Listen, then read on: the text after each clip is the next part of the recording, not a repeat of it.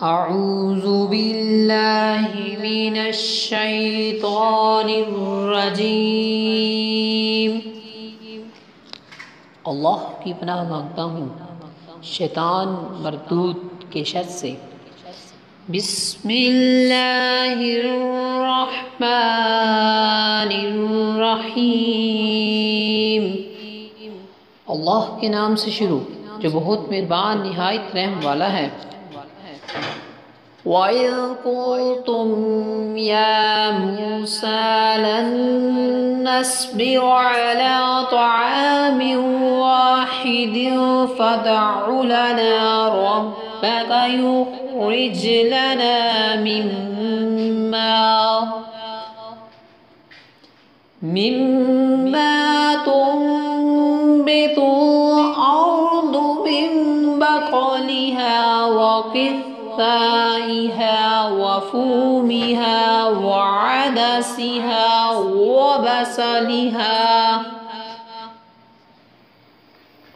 قَالَ أَتَسْتَبْدِلُونَ الَّذِي هُوَ أَدْنَىٰ بِالَّذِي هُوَ خَيْرٌ اهْبِطُوا مِصْرًا فَإِنَّ لَكُم مَّا سَأَلْتُمْ وَضُرِبَتْ عَلَيْهِمُ الذِّلَّةُ وَالْمَسْكَنَةُ وَبَاءُوا بِغَضَبٍ مِّنَ اللَّهِ ذَلِكَ بِأَنَّهُمْ كانوا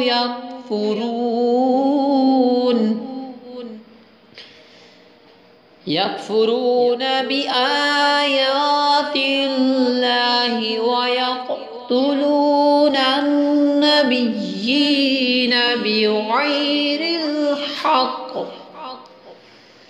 ذلك بما عصوا وكانوا يعتدون۔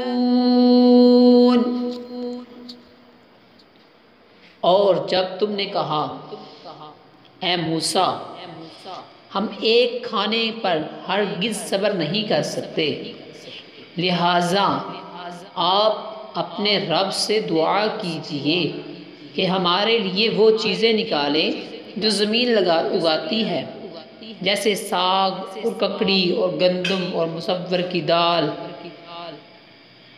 اور پیاز۔ فرمایا کیا تم بہتر چیز کے بدلے میں گھٹیا چیز مانگتے ہو؟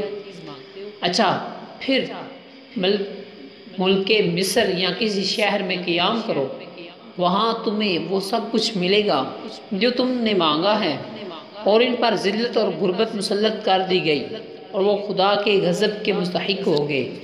یہ ذلت اور غربت اس وجہ سے تھی کہ وہ اللہ کی آیتوں کا انکار کرتے تھے اور انبیاء علیہ السلام کو ناحق شہید کرتے تھے، اور یہ اس وجہ سے تھی کہ انہوں نے نافرمانی کی اور مسلسل سرکشی کر رہے تھے۔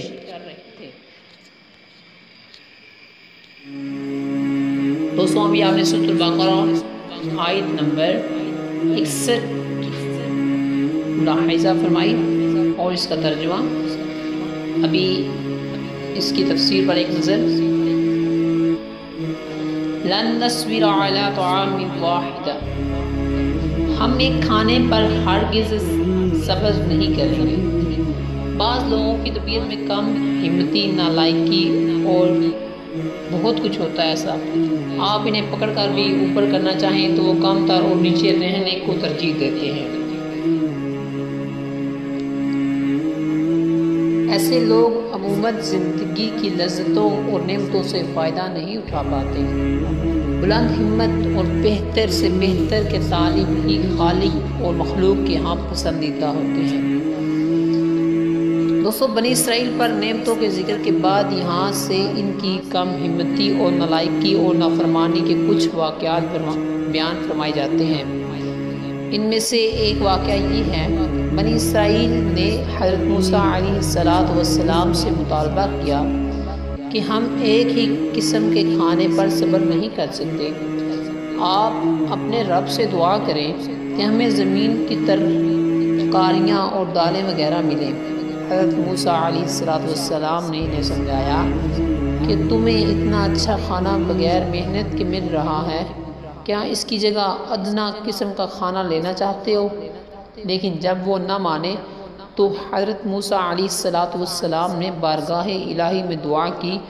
اس حکم پر ہوا کہ بنی اسرائیل، اگر تمہارا یہی مطالبہ ہے تو پھر مصر جاؤ، وہاں تمہیں وہ چیزیں ملیں گی جن کا تم مطالبہ کر رہے ہو۔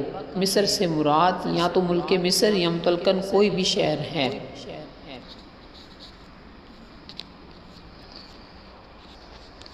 ضربت علیہم الذلۃ والمسکنہ، ان پر ذلت اور غربت مسلط کر دی گئی، یعنی یہودیوں پر ان کے گھٹیا کردار کی وجہ سے ذلت اور غربت مسلط کر دی گئی۔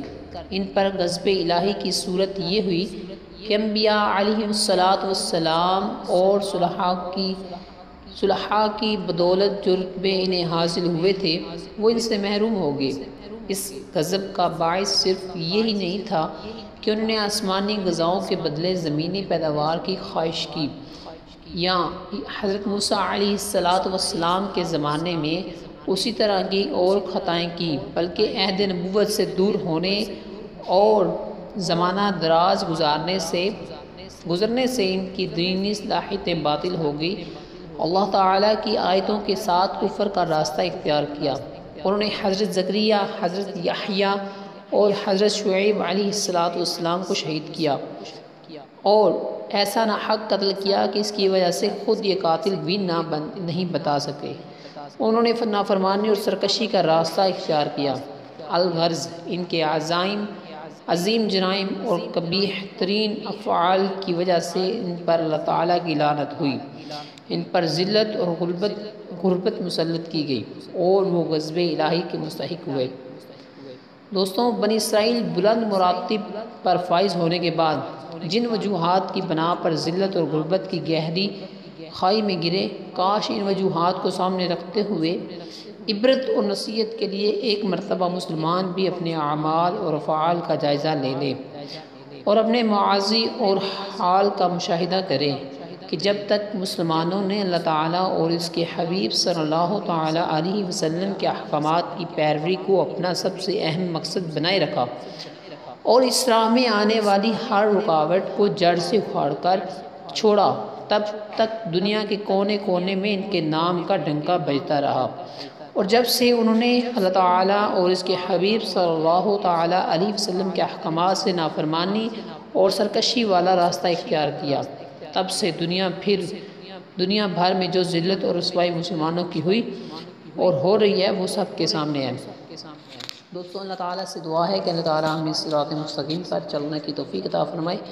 انشاءاللہ آج کے لیے اتنا ہی، ملیں گے نیکسٹ ویڈیو میں، تب تک کے لیے اللہ حافظ۔ السلام علیکم ورحمۃ اللہ وبرکاتہ۔